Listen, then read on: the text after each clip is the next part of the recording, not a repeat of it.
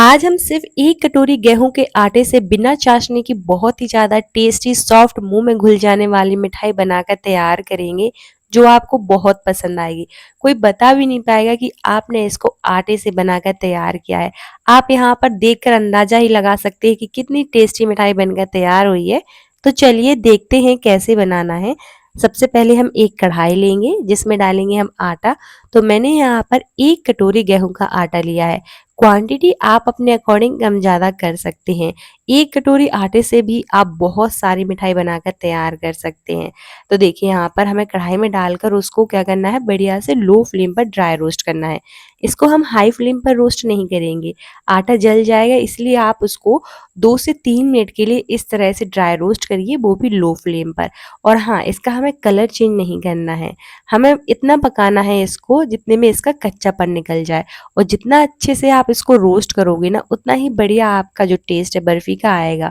एक बार इस तरह से ये गेहूं के आटे की बर्फ़ी ज़रूर बनाकर ट्राई करिए, यकीन मानिए आप सबको बहुत पसंद आएगी। कोई फेस्टिवल है, फिर अचानक से कुछ मीठा खाने का मन कर रहा है, या फिर घर में कोई मेहमान आ गए हैं, तब भी आप इसको बनाकर तैयार कर सकते हो और घर में पड़े बेसिक से सामान से ये बनकर तैयार हो जाती है और बिना चाशनी के बनकर तैयार होने वाली है।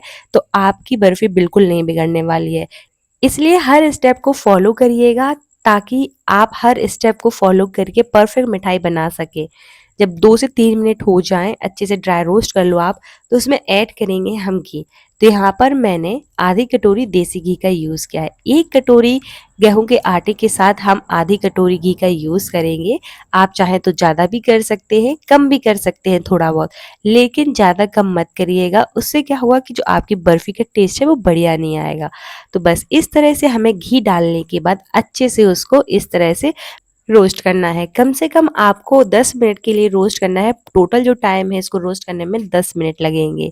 और हाँ, आप यहाँ पर घी की जगह ऑयल का भी यूज़ कर सकते हैं, रिफाइंड ऑयल का, लेकिन उससे टेस्ट अच्छा नहीं आता है। तो कोशिश करिए, अगर आप घी खाना पसंद करते हैं तो घी में ही इसको बनाकर ट्राई करें। तो बस देखिए यहाँ पर आप देख सकते हैं धीरे-धीरे जो हमारा मिक्सचर है कुछ इस तरह से होता जाएगा। और हाँ, हाई फ्लेम पर बिल्कुल मत करिएगा। अगर आप इसको हाई फ्लेम पर करोगे तो आटा जलना स्टार्ट हो जाएगा, जल्दी से जलना स्टार्ट हो जाता है। इसलिए आप उसको लो फ्लेम पर ही इस तरह से चलाते रहिएगा। और मुझे कमेंट सेक्शन में ज़रूर बताइएगा आप कि आप ये वीडियो कहाँ से देख रहे हैं, ताकि मैं आपका थैंक्स कर सकूं। और चैनल पे अगर नए हैं आप तो चैनल को सब्सक्राइब करना ना भूलें और ज़्यादा से ज़्यादा शेयर करें। तो देखिए हमें कुछ इस तरह से इसको रोस्ट करते रहना है।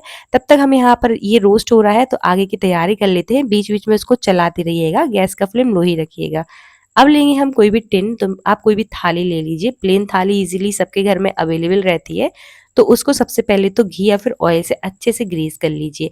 तो मैंने यहाँ पर एक टिन लिया है, केक टिन, उसको बढ़िया से ग्रीस कर लिया है घी से। अब लगाएंगे बटर पेपर। तो यहाँ पर बटर पेपर लगाना ज़रूरी नहीं है, लेकिन मैंने यहाँ पर लगाया है। बटर पेपर नहीं है तो प्लेन कॉपी का पेज ले लीजिए, उसका भी आप यूज़ कर सकते हैं। इस तरह से बटर पेपर लगा देंगे और उसको भी बढ़िया से हम क्या करेंगे, घी या फिर ऑयल से ग्रीस कर देंगे।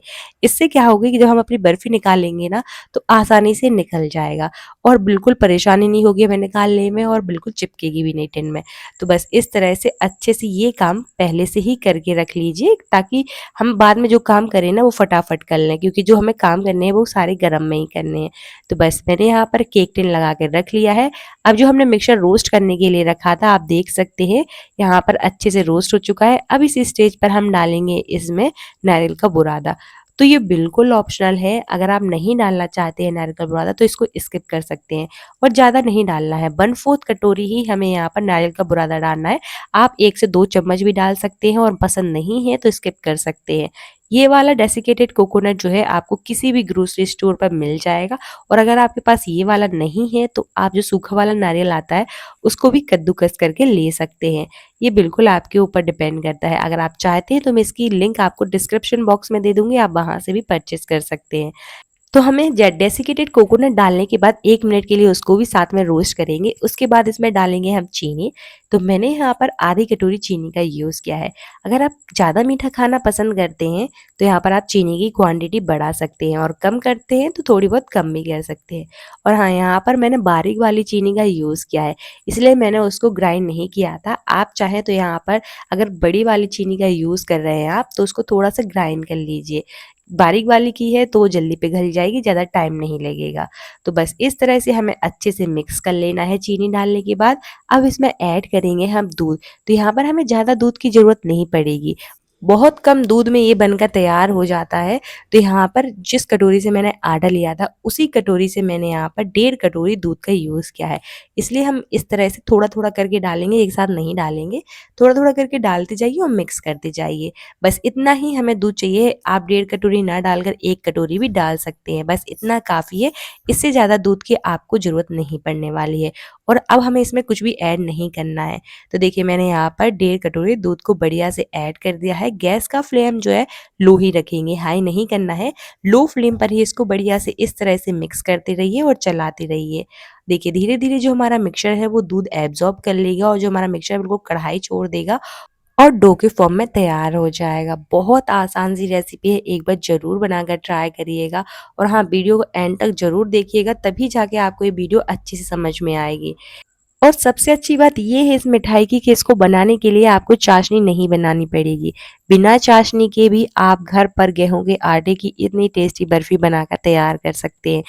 इसको बनाने में आपको 15 से 20 मिनट लगेंगे। 15 से 20 मिनट में आप घर पर ही बहुत आसानी से इतनी टेस्टी मिठाई बनाकर तैयार कर सकते हैं।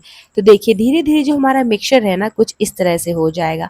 आप यहाँ पर आप देख सकते हैं कि इसने बिल्कुल बढ़िया से कढ़ाई छोड़ दिया है। इसी तरह से हमें उसको पकाना है। जैसे ही अच्छे से इस तरह से कढ़ाई छोड़ दे तो हम गैस बंद कर दें। आप चाहें तो यहाँ पर ड्राई फ्रूट्स को भी डाल सकते हैं कट करके, लेकिन मैंने यहाँ पर बिल्कुल सिंपल रखा है इसको। अब इसको गरम में ही हमें तुरंत ट्रांसफ़र कर देना है ग्रीस किए हुए टिन में। तो जिसको हमने पहले से ग्रीस करके रख लिया था तो उसी में हम बढ़िया से गरम में ही ट्रांसफ़र कर देंगे और स्पैचुला की मदद से इस तरह से फैला देंगे और अच्छे से सेट कर देंगे। आप कोई भी थाली या फिर ट्रे में भी इसको सेट कर सकते हैं। बस देखिए इस तरह से अच्छे से इसको सेट कर दीजिए।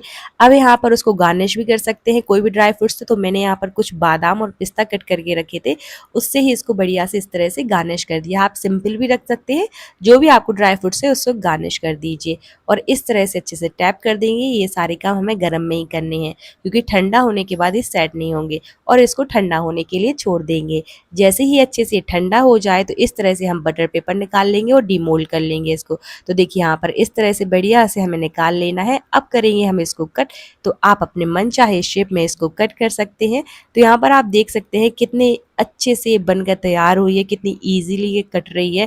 बहुत ही ज़्यादा सॉफ्ट बनकर तैयार होती है, आपको बहुत पसंद आएगी। तो बस इस तरह से हमें उसको स्क्वायर शेप में कट करके निकाल लेना है। तो बनकर तैयार है हमारी बहुत ही ज़्यादा टेस्टी मुँह में घुल जाने वाली गेहूँ के आटे की बर्फ़ी। तो आप भी एक बार ज़रूर बनाइएगा। मिलते हैं आपसे नेक्स्ट वीडियो में। Thank you for watching.